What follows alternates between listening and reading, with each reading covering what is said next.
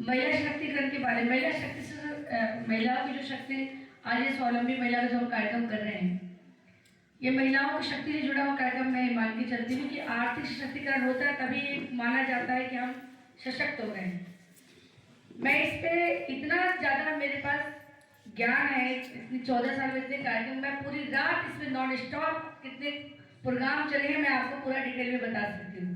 लेकिन जो इतना तो टाइम नहीं है, हम लोग को भी पता है लंच का टाइम हो गया है, लेकिन जो आप लोगों ने एमपी साहब ने या फिर जो आप लोगों ने पता चला उसको मैं थोड़ा सा एलिब्रेट करती हूँ। देखिए, किसी भी महिला को सबसे पहले समाज में उसको सम्मान मिलना चाहिए। मैं 4 पार्ट में डिवाइड कर रही हूँ। सोशल में क्या किया गया है, नेतृत्व में क्या किया गया है, हमारे इकोनॉमिक के लिए महिलाओं के लिए क्या किया, थोड़े थोड़े पॉइंट बताना चाहूँगी ताकि आपको ये लगे कि आज अगर महिलाओं की बात चर्चा की है कि महिला के बेस से हरियाणा में सरकार बनी, महिला के बेस से बिहार में सरकार बनी, तो महिला के बेस से पश्चिम बंगाल में सरकार क्यों बने और क्यों मोदी जी इतना काम करे, मैं उसके बारे में बता रही हूँ आपको। बच्चे का एडमिशन होता था, केवल फादर का नाम होता था, आज मदर का नाम कंपलसरी किया गया है। ये रिस्पेक्ट है कि नहीं? जो प्रधानमंत्री आवास के बारे में अभी बोला उन्होंने एमपी साहब ने कि 4 करोड़ मिला है ना, आपको पता है रजिस्ट्री किसके नाम होती है?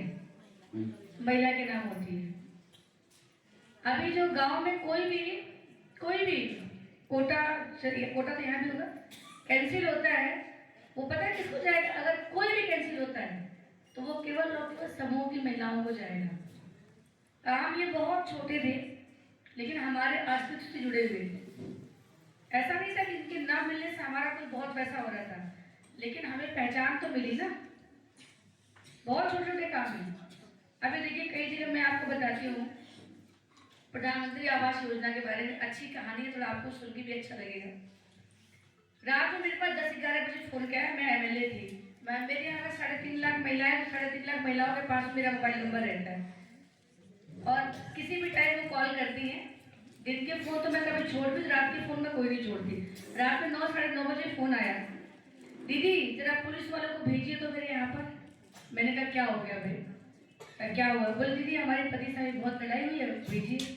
तो मैंने कहा पति से लड़ाई में पुलिस का क्या काम है, रहना तुमको वही है।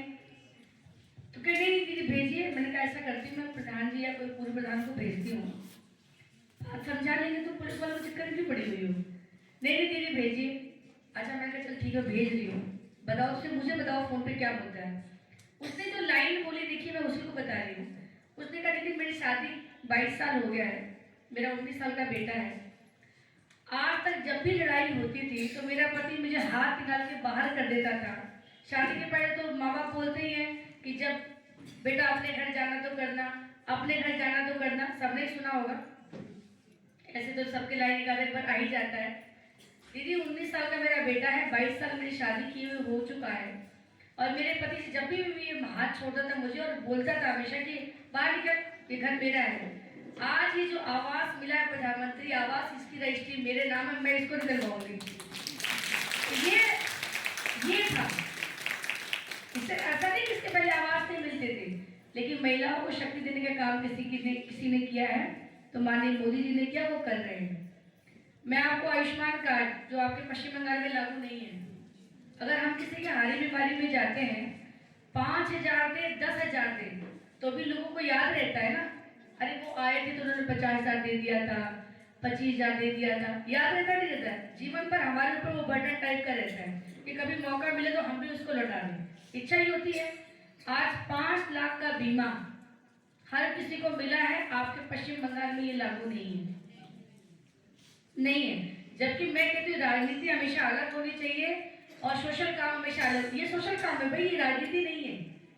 ये किसी सरकार की इच्छा शक्ति का है कि भाई इतनी बड़ी देश की जनसंख्या को किसी ने कह दिया हो कि हम आपको 5 लाख का इलाज का कार्ड दे रहे हैं, इसके लिए बहुत बड़ी इच्छा शक्ति चाहिए। ये राजनीति नहीं थी, लेकिन आपके यहाँ लागू नहीं है। इसमें भी मैं आपको बताती हूँ, विधायक लोगों को, एमएलए लोगों को लेटर लिखते हैं तो हम लोग किसी के लिए 5 लाख 10 लाख ऐसा हमारे लेटर से पैसा मिलता है। मैं आपको अपना अनुभव बता रही हूँ। तो हमारे यहाँ सुबह जनता दरबार लगता था, और तो जब बीमारी किसी जेंट्स को होती थी और महिलाएं आती थी, पैसा 15 दिन में मिलता, कभी 1 महीने में मिलता, कभी कभी लेट हो जाता है, अब वैसे हमारे सीएम ने इसमें बहुत अच्छा काम किया, योगी जी ने बहुत बढ़िया काम किया है। 10 दिन में पैसा हमारे यहाँ मिल जाता है। तो मान लो कभी शुरू में प्रक्रिया बहुत लेट थी, लास्ट गवर्नमेंट में तो 6-6 महीने तक मिलता ही नहीं था, पर ये हमारे यहाँ सुधार हुआ था। जब ये कोई कैंसर की बीमारी हो, हार्ट की बीमारी हो, जेंट्स को होती थी और बहनें आती थी, तो बहनें क्या बोलती थी, दीदी पैसा मिलने में देर होगा क्या? तो मैं बोलती थी कि हाँ थोड़ा टाइम लग रहा है, लेकिन आप बताओ। बोलो दीदी अगर लेट हो तो मुझे बताइएगा, मैं अपना खेत बेच दूंगी, जेवर बेचूंगी, लेकिन मुझे इनका इलाज कराना है। लेकिन जब वही बीमारी महिलाओं को होती थी, हमारे भाई लोग आते थे, मैं अपना अनुभव मैं किसी के ये कहीं खुद का सुना हुआ अपने आप से, तो वो आज मैं हर मंच पर मैंने अपने विधानसभा में बोलना शुरू किया इसको, बाद में लोगों ने इसको पकड़ा भी। तो वो भाई लोग क्या बोलते थे, बोले दीदी पैसा मिलने में टाइम लगेगा क्या? हाँ तो और प्रयास करिए, मिलेगा तो इलाज शुरू करवाएंगे। दोनों का अंतर देखिए। लेकिन आज आप देखिए आयुष्मान कार्ड की सबसे बड़ी कोई लाभार्थी है पूरे देश में, तो वो हमारी बहनें हैं, वो हमारी महिलाएं हैं। ये किसी ने समझा है तो माननीय मोदी जी ने समझा है। मातृ वंदन योजना ले लीजिए, प्रधानमंत्री मातृ वंदन योजना के बारे में बताइए। सुकन्या योजना, कस्तूरबा गांधी विद्यालय पहले 8वीं तक का 12वीं तक कर दिया गया है। हर स्तर पे बच्चा पैदा हो रहा है, लड़का हो चाहे लड़की, स्पेशली महिलाओं के लिए तो बहुत छूट है। सुकन्या समृद्धि योजना के माध्यम से भैया उसको बड़ा कीजिए। आपको नहीं पढ़ाने का मन है, आप कस्तूरबा में डाल दीजिए। उसको रोजगार करने का मन है, आप उसको मुद्रा योजना से लोन दिलवा दीजिए। प्रधानमंत्री स्किल डेवलपमेंट प्रोग्राम चल रहा है, उसमें कर दीजिए। सुविधाएं तो बहुत हो गई हैं और स्पेशली महिलाओं के लिए की गई है, हर स्तर पे हमारे लिए है, बस हमें उतने क्रम पता नहीं रहते हैं। अब प्रधानमंत्री कौशल विकास मिशन योजना के तहत मैं आपको बता रही हूँ, ये तो शाश्वत सत्य है कि भाई हम कभी भी सबको सरकारी नौकरी नहीं दे सकते हैं, कोई गवर्नमेंट नहीं दे सकती है। लेकिन प्रधानमंत्री कौशल विकास योजना के माध्यम से आज जगह जगह हम लोगों को स्किल में करके उनको जॉब दिलवा रहे हैं। तो ये सब योजनाएं भी आपके यहाँ सेंटर नहीं दिखा, मैंने कहीं सिलीगुड़ी में तो दिखा नहीं, दार्जिलिंग का पता नहीं, अभी जाके मालूम पड़ेगा, इधर तो कुछ दिखा नहीं। उसमें आपको पता महिलाओं के लिए, अभी मैं आपको बता रही हूँ, मैं गई थी गोरखपुर, एक सेंटर चल रहा है, वहाँ पर 62 ट्रेड थे। आपको पता है उसमें 40 ट्रेड तो केवल महिलाओं के हैं। हमें देखिए, अगर हमें सबसे अच्छा सूट सिलवाना होता, ब्लाउज सिलवाना होता है, तो उसका टेलर कोई लेडीज नहीं जेंट्स ही है कि नहीं?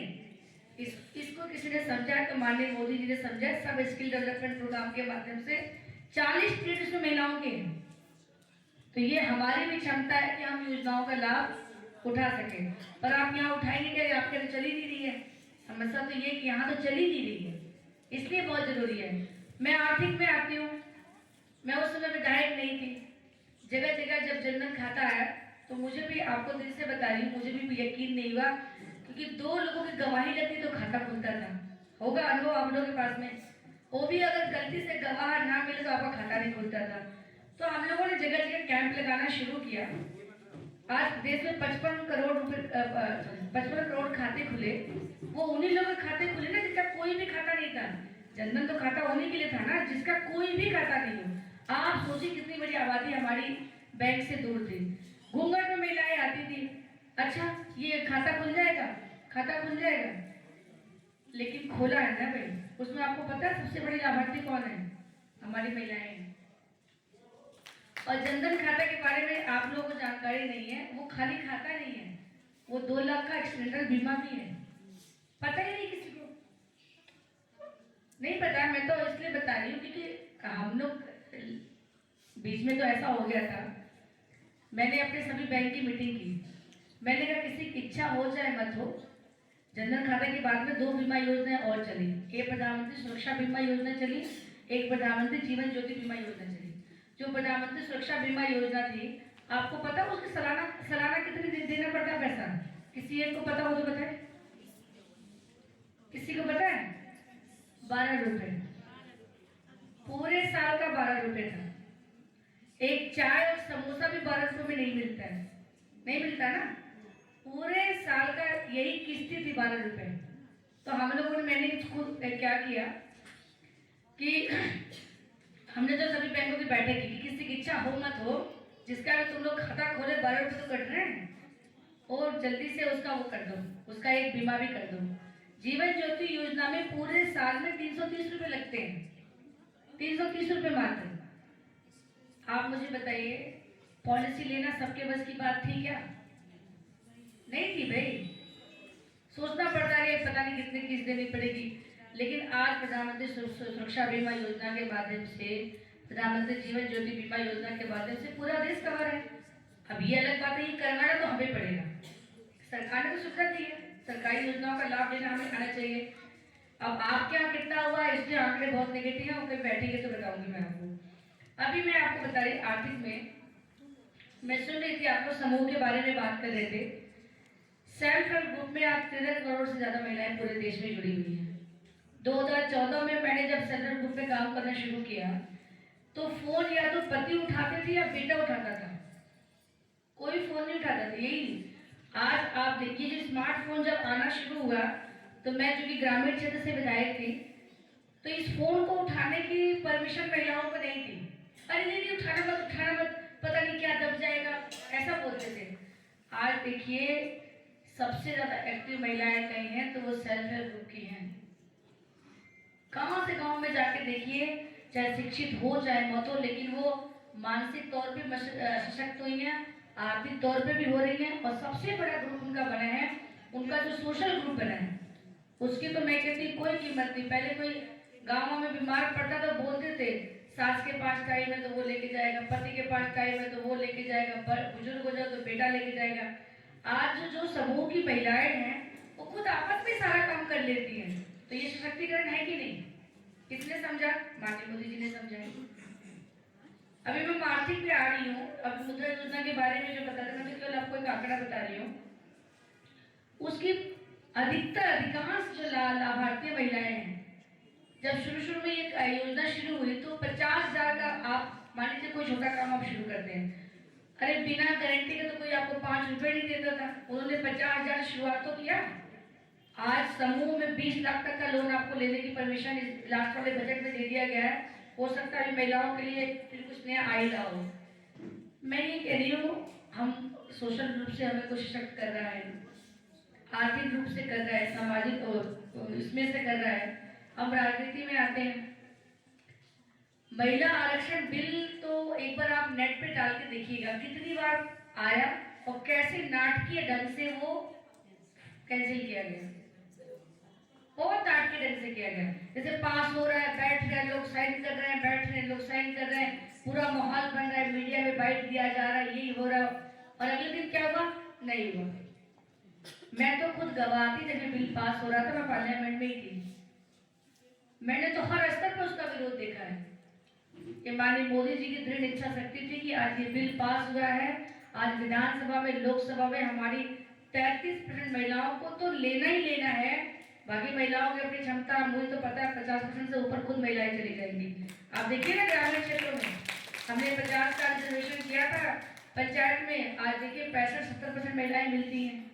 तो ये सब हर स्तर पर महिलाओं की चिंता कोई कर रहा है तो माननीय मोदी जी हैं। और आपको बता दूं, मैं कल एक प्रोग्राम में थी, एमपी साहब ने अरेंज किया था, उसमें बहुत इलीट क्लास के लोग थे। कभी भी हम चुनाव इसलिए नहीं हारते हैं क्योंकि हम सोचते नहीं भाजपा के बारे में, हम लास्ट वाले हफ्ते में प्रयास नहीं करते हैं किसकी पर्ची बनी किसकी नहीं बनी, कोई बूथ पे दूर है तो कैसे जाएगी आएगी, अगर वोट नहीं पड़ेगा तो कैसे डलवाना है, मैं अपने परिवार के 4 लोगों को देख लूँ। ठीक है, मिला मुझे, मतलब प्रयास में 3 साल पहले शुरू किया।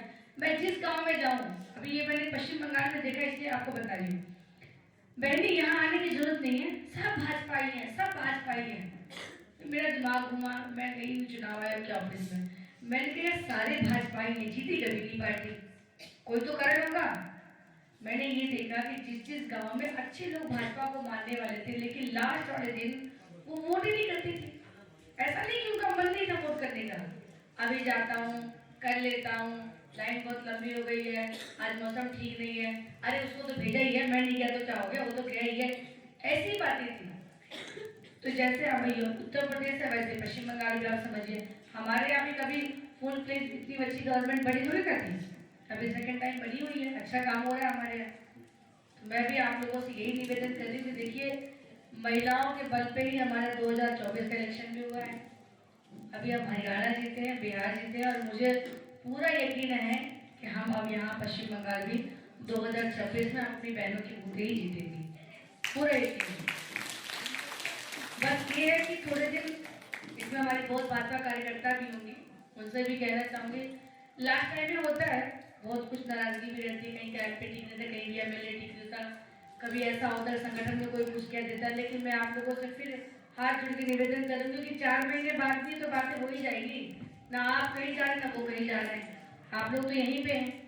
पार्टी ने इस बार बहुत मेहनत की है, 2-2.5 साल से मेहनत चल रही है, और अगर इस बार नहीं बनी सरकार तो आप बता दूं आगे बनना भी बहुत मुश्किल है।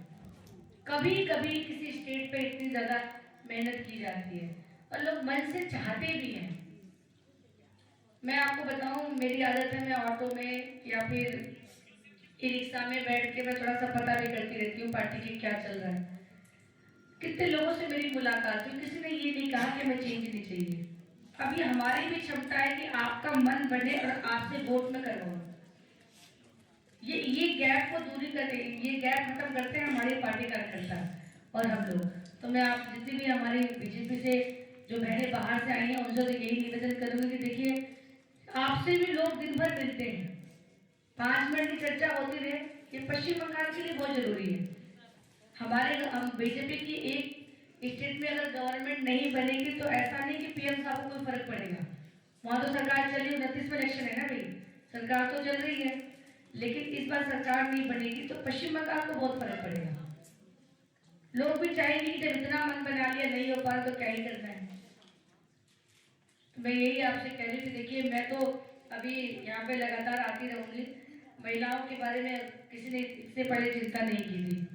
बहुत छोटी छोटी घटनाएं कई जगह से लोग कहते भी हैं, अरे भाजपा वाले क्या शौचालय की बात करते रहते हैं, जनधन खाते की बात करते रहते हैं, वाकई में भाजपा वाले छोटी बात करते हैं। यार छोटा काम तुमने पहले कर दिया होता तो छोटा काम हमें कहाँ करने का मौका मिलता, हम कुछ बड़ा काम कर रहे होते हैं, ये भी तो नहीं हुआ था, तभी तो आज कैद करना पड़ रहा है। तो ये भी छोटे छोटे काम करने के स्तर से लेके हमारा देश, देखिए मैं रिपीट नहीं करूँगी, एमपी साहब ने बहुत अच्छा बताया है। आज हम आर्थिक सशक्तिकरण की तरफ बढ़ रहे हैं, विश्व में भारत तीसरा आर्थिक कंडीशन को प्राप्त कर लिया है। तो यही मैं कह के अपनी वाणी को विराम दूंगी कि बहने मैं तो 24 घंटे आपके साथ में खड़ी हूँ, पार्टी पूरी खड़ी है, आपके एमपी राज्यसभा के भी हैं, लोकसभा के भी हैं। ये तो बराबर नॉर्थ बंगाल बहुत फर्टाइल क्षेत्र है, आप लोगों की थोड़ी सी जिम्मेदारी साउथ को बंगाल के लिए भी होगी, कुछ रिश्तेदार आपके वहाँ भी होंगे और कुछ ऐसा करने से फर्क पड़ेगा। बूंद बूंद से सागर बनता है और महिलाओं की शक्ति से तो दुनिया वाकिफ है, कोई कहने वाली बात ही नहीं है, पूरी पार्टी भी समझ रही है। आज ये मंच महिलाओं का ही है ना, 2014 के पहले नहीं होता था, एक कोने में कहीं कुर्सी पड़ी रहती थी। जो हमारी बहुत बड़ा एजेंट कार्यकर्ता होंगे उनको अनुभव होगा इस वक्त, वो भी महिला मोर्चा के अध्यक्ष को तो मिलता ही नहीं था। लेकिन आज ये मंच भी है, आज हम अपने भूतिपूर्व कार्यक्रम लेके चल रहे हैं। ये सारी शक्ति किसी ने पहचानी है तो भारतीय जनता पार्टी ने पहचानी है, माननीय मोदी जी ने की है। तो अब ये हमारा भी टाइम है कि हमारे लिए पूरे देश, पश्चिम बंगाल को लाभ इसलिए नहीं मिला क्योंकि आपकी स्टेट गवर्नमेंट ने यहाँ लागू नहीं किया, करते तो यहाँ के लोगों को भी लाभ मिलता, लेकिन आज वो पूरे देश में कर रहे हैं, हर जगह महिलाएं सशक्त हो रही हैं। तो ये हमारा भी ये फर्ज बनता है कि कभी उनके हाथों को और हम मजबूत करें और पश्चिम बंगाल में एक सशक्त भाजपा की सरकार बनाएं और जितनी योजनाओं के नाम मैंने लिए जो यहाँ पे लागू नहीं हो पा रही हैं उनको भी लागू करें। और 2 लाइन में महिलाओं की शक्ति के बारे में बोल के अपनी वाणी को विराम करूंगी। माना कि पुरुष बलशाली है, माना कि पुरुष बलशाली है, मगर जीतती हमेशा नारी है। माना कि पुरुष बलशाली है मगर जीतती हमेशा नारी है, सावरिया के 56 भोग पर एक तुलसी का पत्ता भारी है, एक तुलसी का पत्ता भारी है। जय भाजपा, जय भाजपा, सभी लोग